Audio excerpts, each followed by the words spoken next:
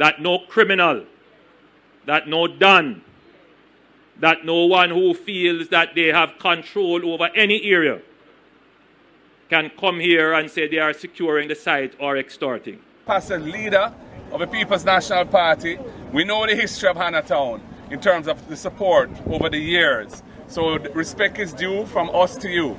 And I would just say we've put in some work to try and settle the things that have been going on.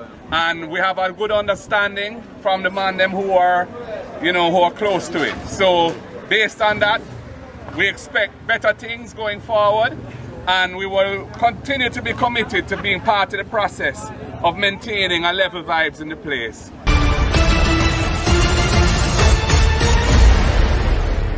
Yes, JPU family, welcome to another episode of Jamaica Politics Uncovered.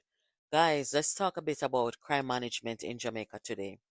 In the beginning of the video, you saw where Prime Minister Andrew Holness was at a groundbreaking ceremony for a new development. In that speech, he made some threats to dons and young men in the country. I'll let you hear that in just a moment. But behind that video or that introduction, I also showed you how Mark Golding's approach is to dons and gunmen in the country. Andrew Holness's approach is to confront them and threaten them and make them know, say, listen, the soldier them are gonna come for you, and when you get what you deserve, nobody not come to me, no want you not from the human rights people. Mark Golding, on the other hand, says, hey, the violence producers in Hannahtown will meet with them and meet some people who are close to them and will level our vibes. That is the difference in the approach to crime fighting in our country, where our leaders are concerned. I'm going to let you hear what Andrew Holness said a couple of days ago at this groundbreaking ceremony. Play the fool and find out. A strong warning to criminals this evening who may want to disrupt construction activities for a multi-billion-dollar investment project. Now, this warning comes from Prime Minister Dr. Andrew Holness at the groundbreaking ceremony for the Rain Tree Commercial Complex in Caymanas, St. Catherine. For those criminals listening, for those dons listening, for those who feel that they have control over this area, try it and see. Play the fool and find out. The warning from the Prime Minister to criminals who may want to profit from the construction of the Rain Tree Commercial Complex. Dr. Andrew Holness reiterated that the Jamaica Defence Force JDF will be deployed to secure the site if required. To ensure that no criminal, that no don, that no one who feels that they have control over any area can come here and say they are securing the site or extorting. If we allow that to take root at the beginning of the construction, then we would have given up the sovereign control of the state over the development and set the basis on which things like extortion would reign. For the Prime Minister, Jamaica is now different. Since the start of the year, murders are down over 35% and billions of dollars have been spent to upgrade the capacity of the security forces. So those criminals who believe that they are operating in the same space are mistaken. And it is important that I warn them,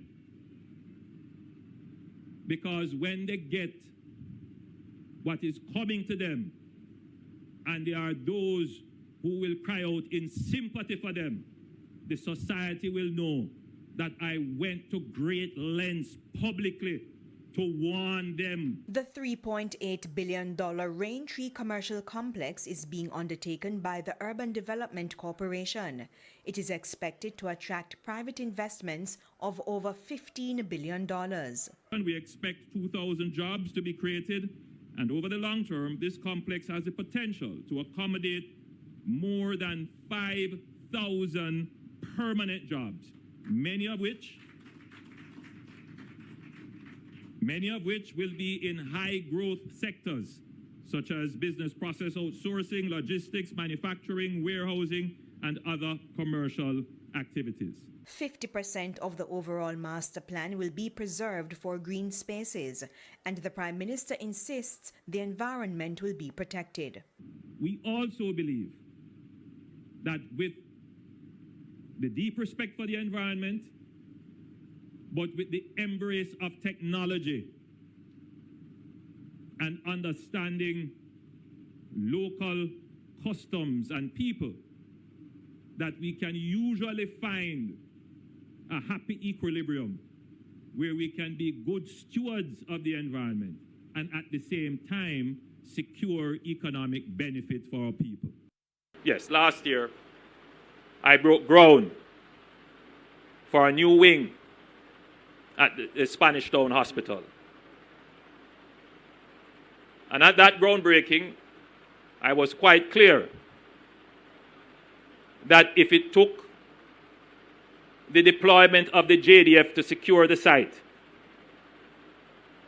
and to run the site as if it were a military barracks, then that is what I will do to ensure that no criminal, that no Don, that no one who feels that they have control over any area can come here and say they are securing the site or extorting. If we allow... Yeah, guys, so we know that there's a history in Jamaica where whenever there's construction or any kind of big work like that, you have the Don them who want for them slice off the cake. That is how them hustle. That is how them make a money. But I noticed that with Holness, several times over the years, you've seen anytime him go break ground in a certain communities, him say publicly that no Don and no gunman now come benefit over here. So you understand? So I see a different approach in crime fighting and a different approach in how the government deal with these so-called powerful gang leaders and gang members, in these communities. I don't think the PNP has a different approach in how they handle these things because, in my opinion, I have long been of the view that no government official or even law enforcement supposed to negotiate with any gang leaders and them thing there. So based on Mark Golding's approach to gangs and gang leaders, I don't know. You guys tell me what you think in the comments about his approach versus the government's approach. That video that you just saw, Golding, was just a couple of years ago when men from Hannatown and the neighboring community were going at it. And he, Mark Golding, walked the community with others, who say that they're peacekeepers. And, he said that the people called him to do it, and he went. But you also heard him say that he spoke to people who are close to, the Dandem and the conflict. And that is the approach. I don't know. You guys tell me what you think in the comments.